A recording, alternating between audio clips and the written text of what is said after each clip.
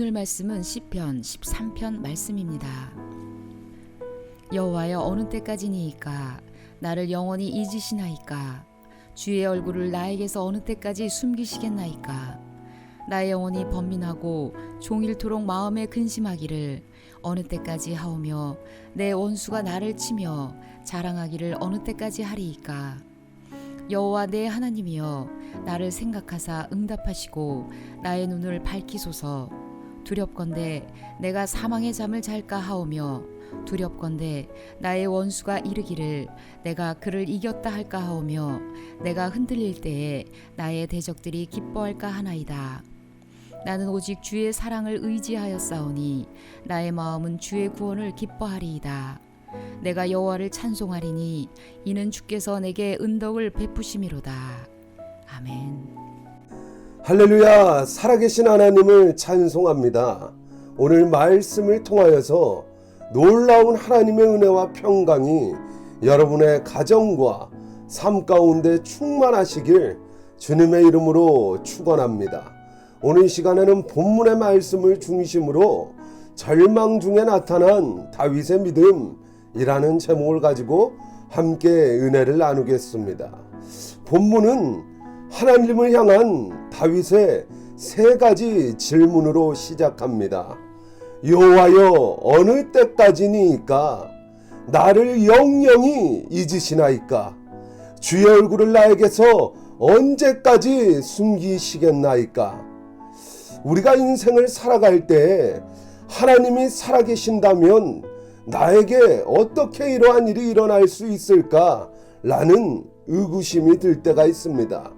불법이 성하고 악인들이 승승장구하는 것을 바라보면서 과연 이 땅에 하나님의 공의와 통치와 운행하심이 존재하는가? 정말 하나님이 살아계시는가? 라는 본질적인 질문이 생길 때가 있습니다. 다윗의 상황이 바로 그러했습니다. 오늘 본문에는 어느 때까지니까? 라는 단어가 1절과 2절 가운데 무려 4번이나 나옵니다. 이는 오랜 시간 동안 고통에 지쳐 그 끝이 언제 끝날지 모르는 다윗의 절규입니다. 여호와여, 어느 때까지니까? 가장 절실히 여호와의 구원의 손길이 필요한 때에 정작 구원의 그림자조차 볼 수 없는 다윗의 절규입니다. 지금까지도 어렵게 버텨왔는데 앞으로 얼마나 더 참아야 여호와께서 구원하시려 달려오십니까? 라는 답답한 심정에서 비롯된 다윗의 절규입니다. 사망의 물결이 턱 밑까지 차올라 조금만 더 있으면 그 물에 잠식될 것 같은 이러한 절박한 상황에서 다윗은 여호와여, 얼마나 더 오래 기다려야 합니까? 라는 다윗의 탄식입니다.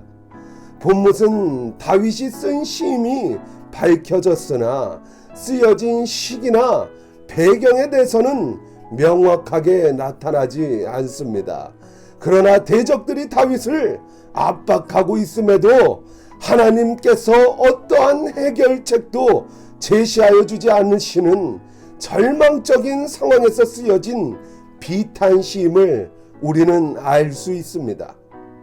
이러한 절망 가운데 더 이상 견딜 수 없어 죽을 것만 같은 상황 가운데 하나님을 향해 절규하는 다윗의 믿음은 어떠한 믿음입니까?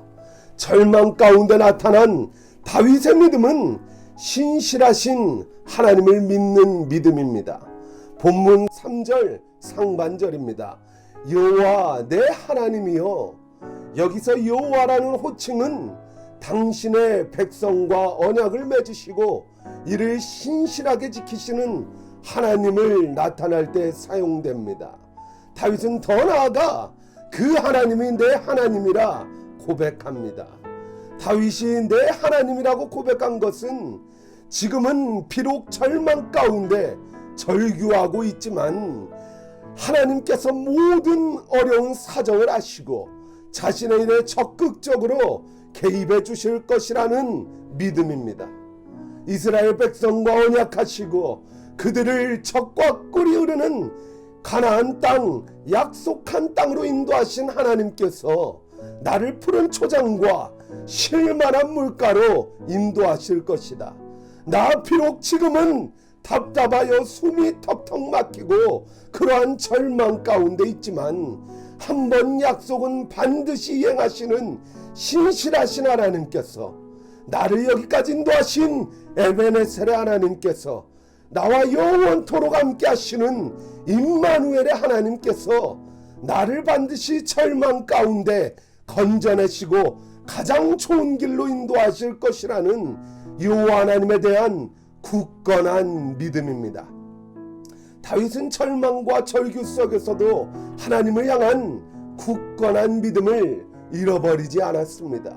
하나님을 향한 굳은 신뢰가 있었습니다. 이러한 다윗의 믿음은 본문 5절과 6절에서 절정을 이룹니다. 본문 5절입니다. 나는 오직 주의 인자하심을 의뢰하여 싸우니 내 마음은 주의 구원을 기뻐하리이다. 여기서 주의 인자하심을 원어로 살펴보면 헤세드라고 하는데 당신의 백성을 향한 변함없는 언약적 사랑을 의미합니다. 우리를 포기하지 않으시고 끝까지 사랑하시는 하나님의 극진하신 사랑입니다. 이러한 하나님의 사랑을, 주의 인자하심을 다윗은 믿었습니다. 의뢰했다는 말은 믿었다는 말입니다. 나 비록 절망 중에 있지만 하나님께서 변함없는 사랑과 은혜를 베푸실 것이라는 믿음입니다. 주의 인자하심을 믿었던 다윗은 절망 중에서도 기뻐합니다. 고난 중에서도 여호와를 찬송합니다. 히브리서 11장 38절에는 이러한 사람들을 일컬어 세상이 감당하지 못할 사람이라 칭합니다. 사랑하는 성도 여러분, 다윗의 믿음이 우리의 믿음 되길 원합니다. 오직 의인은 믿음으로 말미암아 살리라 했습니다. 어떤 믿음입니까? 한 번 하신 약속은 반드시 이행하시는 하나님께서 이스라엘 백성들을 적과 꿀이 흐르는 가나안 땅으로 인도하신 하나님께서 나를 가장 선한 길로, 좋은 길로 인도하실 것이다.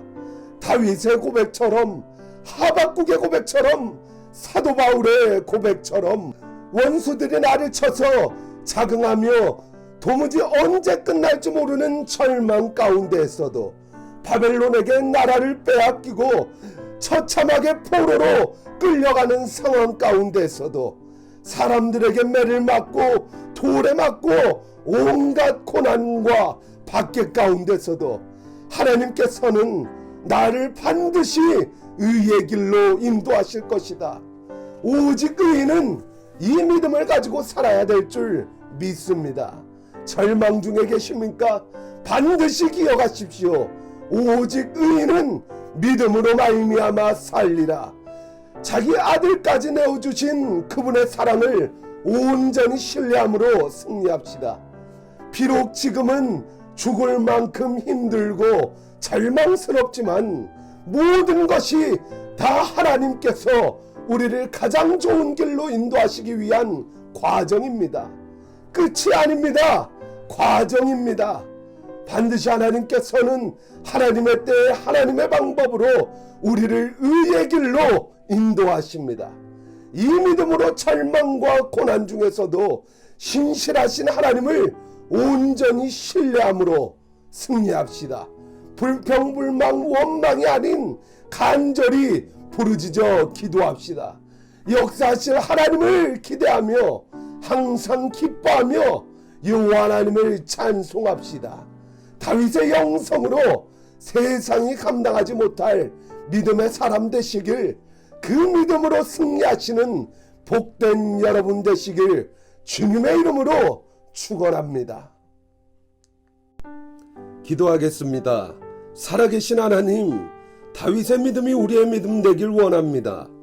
상황 따라 변하는 믿음이 아닌 절대적인 믿음 되게 하옵소서. 다윗의 영성으로 절망 가운데서도 역사하실 하나님을 의뢰하며 기쁨과 찬송으로 영광 올려드리는 세상이 감당하지 못할 믿음의 사람 되게 하옵소서.